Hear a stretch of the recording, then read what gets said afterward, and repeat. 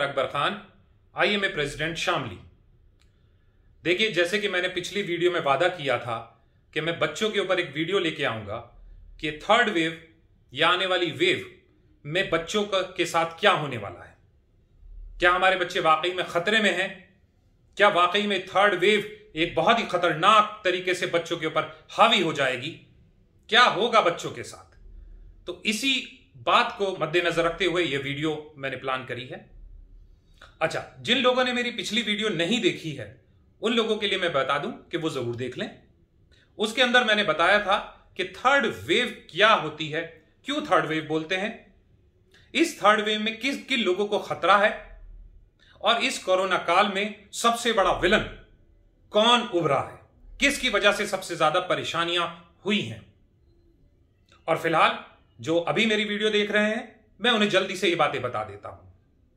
देखिए, third wave का मतलब यह है कि जैसे पिछले साल कुछ केसेस बढ़े थे और फिर वक्त के साथ घट गए और फिर उसके बाद ये दूसरी बार केसेस बढ़े और फिर अब कुछ घटने लगे हैं, तो हमें उम्मीद है, हम ऐसा सोच रहे हैं कि अगर फ्यूचर में कभी ऐसा हुआ कि केसेस बढ़े तो हम उसे थर्ड वेव का नाम देंगे। पहली बार फर्स्ट वेव, दूसरी बार सेकेंड वेव और आने वाली जो भी वेव होगी उसे हम थर्ड वेव कहेंगे। इनमें किन लोगों को खतरा है? इनमें उन लोगों को खतरा है जिन लोगों के पास इम्यूनाइजेशन नहीं है, जो लोग इम्यूनाइज्ड नहीं है, जो पिछली वेव में बच गए थे उनको अगली वेव यानी कि इस वेव में इंफेक्शन हुआ, या जो इसमें बच गए और पिछले में भी बचे थे उनको अगले में हो सकता है। यानी कि वो सब वल्नरेबल ग्रुप जो पहले बच गया है वो आगे भी पकड़ में आ सकता है। ये मैंने आपको थोड़ा जल्दी में बताया। इन सब की डिटेल जानने के लिए आप मेरी पिछली वीडियो जरूर देख लें। अब हम आते हैं आज की वीडियो पर। आज की वीडियो में सबसे पहले तो ये कि क्या ये वेव, आने वाली वेव बच्चों के लिए परेशानी होने वाली है? क्या ये वाकई में बच्चों के लिए खतरे की घंटी है? और हमें अपने बच्चों को कैसे बचाना है?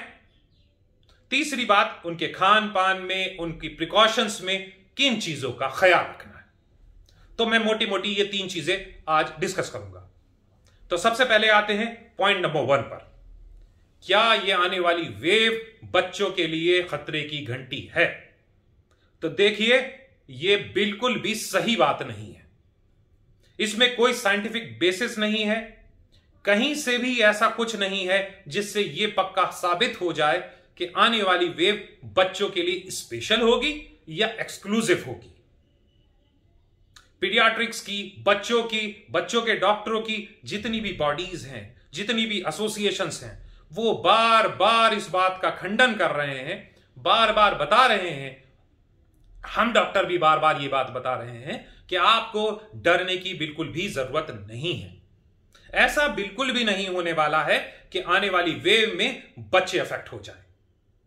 ये तो कुछ लोगों ने बैठ के एक हाइपोथेसिस बनाई है, एक अजम्पशन बनाया है, क्योंकि उनको लगता है कि पिछली वेव में भी बच्चे अफेक्ट नहीं हुए और दूसरी में भी नहीं हुए तो तीसरी में हो जाएंगे।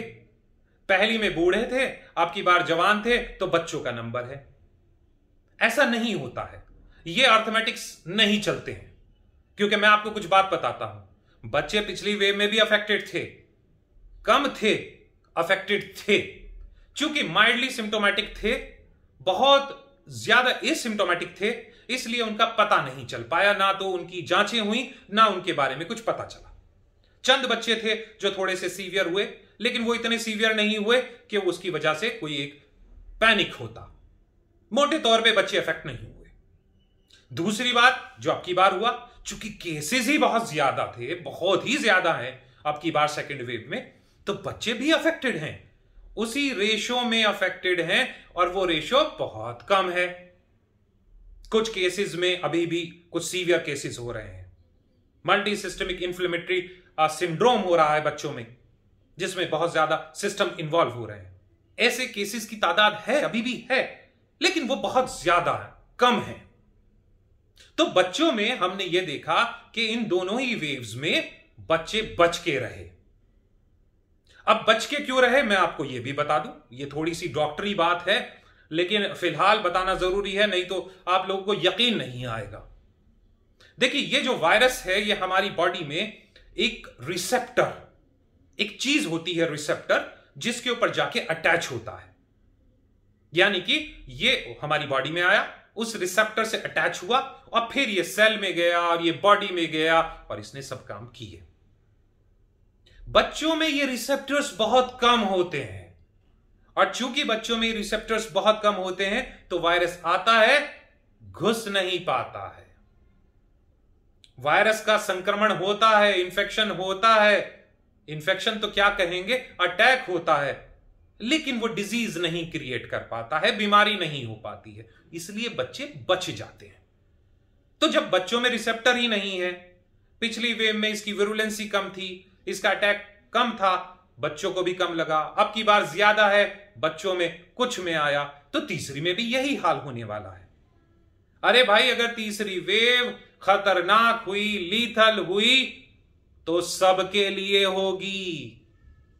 ये खतरे की घंटी सबके लिए होगी, और इस खतरे की घंटी में सबसे ज्यादा खतरा बड़ों को था, बड़ों को है, बड़ों को ही रहेगा। बच्चों को खतरा नहीं होने वाला है।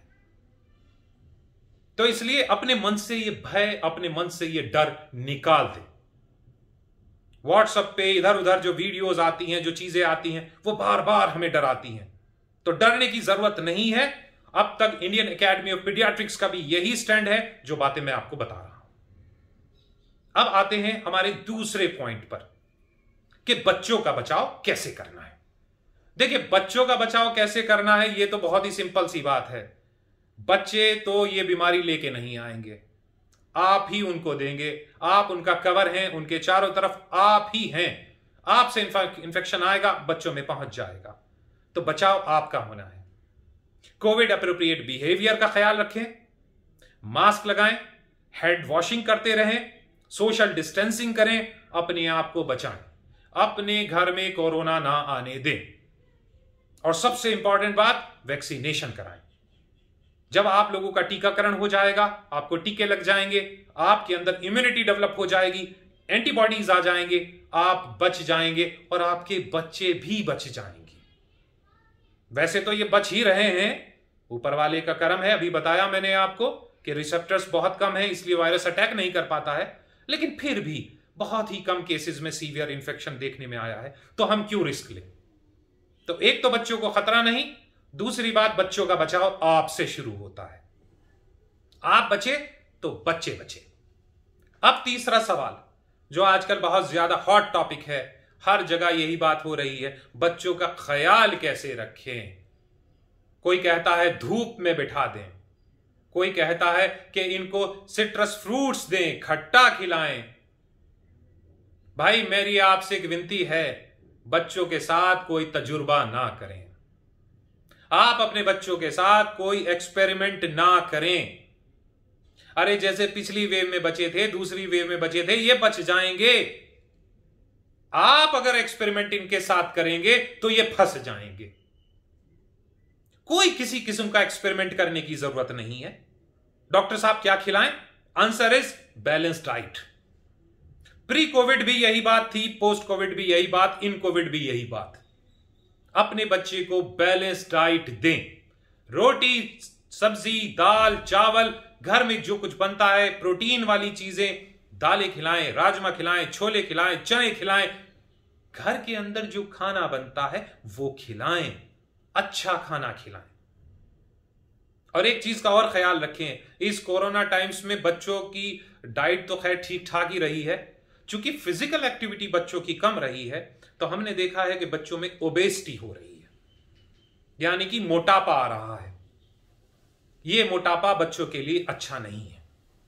तो डाइट पे थोड़ा सा कंट्रोल करें, एक्सरसाइज को थोड़ा सा बढ़ाएं, व्यायाम कराएं, अपने साथ थोड़ा सा बच्चों को एक्सरसाइज कराएं। एक्सरसाइज करने से भी इम्यूनिटी पे फर्क पड़ता है।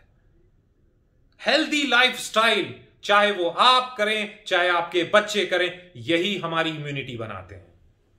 अरे योगा करिए, खेल खेलिए, हाथों पैरों को चलाइए, अपने भी चलाइए, बच्चों के भी चलाइए। तो क्या समझ में आया? बच्चों के साथ कोई एक्सपेरिमेंट नहीं करना है। अच्छा फ्रेश फूड खिलाइए, फ्रूट्स खिलाइए, कोई प्रॉब्लम नहीं है, अच्छा खाना खिलाइए, एक्सरसाइज कराइए। बस इससे ज्यादा किसी और दवा की, किसी और एक्सपेरिमेंट की बिल्कुल भी गुंजाइश नहीं है। हमने सेकेंड वेव में देखा है कि डर में आदमी कुछ चाहता है, वो डर गया है इसलिए उसे कोई ना कोई दवाई चाहिए, कुछ तो दे दो, अरे लिम्सी दे दो, जिंकोविट दे दो, कुछ तो दे दो। अरे भाई कुछ नहीं चाहिए तो नहीं चाहिए। आपके लिए फिलहाल यही बात इंपॉर्टेंट है कि आप अपने बच्चों के साथ एक्सपेरिमेंट ना करें, अच्छा खाना खिलाएं, अच्छी बातें सोचें, पॉजिटिविटी फैलाएं। देखिए पॉजिटिव रहेंगे तो इस बीमारी से लड़ लेंगे, नेगेटिविटी फैलाएंगे तो सिर्फ परेशानियां मिलेंगी और कुछ भी नहीं मिलेगी। मैंने पूरी कोशिश करी है कि मैं आपको थर्ड वेव में बच्चों को कैसे ख्याल रखना है, क्या क्या देना है, क्या नहीं देना है, ये सब बातें मैंने आपको बताई हैं। इसके बाद एक बहुत ही इंपॉर्टेंट टॉपिक और रह गया है, और वो ये रहा है कि बच्चों की सेहत पे इस कोरोना काल में क्या इफेक्ट आया है। मेंटल स्ट्रेस हुआ है, जैसे मैंने बताया, ओबेसिटी हुई है, ऑनलाइन क्लासेस हुई हैं, उनकी वजह से क्या इफेक्ट्स आए हैं। बच्चों की सेहत इस कोरोना काल में, उनका डेवलपमेंट, उनका विकास इस कोरोना काल में कैसा चल रहा है, क्या उसके इफेक्ट्स हैं, क्या उसके नेगेटिव इफेक्ट्स हैं। मैं जल्दी इस सब बातों के ऊपर एक दूसरी वीडियो बनाऊंगा, आप उसे भी देखिएगा। घर पे रहिए, सुरक्षित रहिए, सबके लिए दुआ कीजिए, अच्छा सोचेंगे अच्छा होगा। Thank you.